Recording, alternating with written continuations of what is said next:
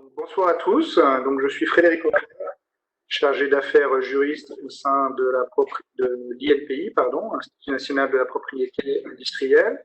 Je vais donc vous présenter ce soir dans la petite heure et demie qui m'est impartie en quoi ça consiste la propriété intellectuelle, à quoi ça sert. Et puis, en deuxième partie d'intervention, on détaillera un petit peu ces différentes composantes afin que je puisse vous présenter dans leurs grandes lignes et trois types de propriété industrielle que délivre l'INPI. On a prévu avec Julia, je dirais, des moments de pause durant l'intervention qui correspondent à des fins de partie, pendant lesquels vous pourrez poser des questions, soit par le chat, soit que Julia vous donnera la parole, puisqu'en fait, moi, je ne vois pas le chat, en fait. Je vous lirai les éventuelles questions, effectivement, quand ce sera le bon moment pour vous. Voilà, exactement. Eh bien, écoutez, on va commencer donc par une introduction relativement importante.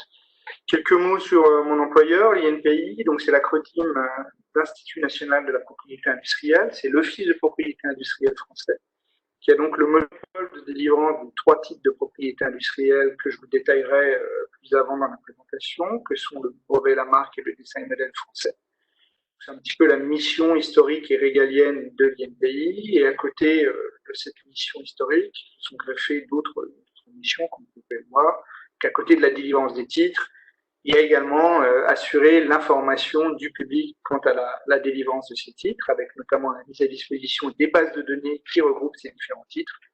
Mais également, il y a une mission de sensibilisation et de formation des opérateurs économiques à la propriété industrielle ou intellectuelle.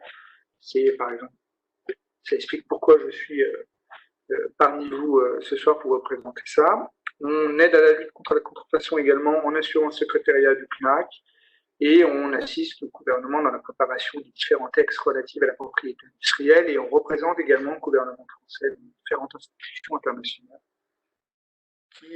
qui traitent de ces sujets. Je dirais le point peut-être le plus important pour vous sur cette slide, c'est les représentations internationales.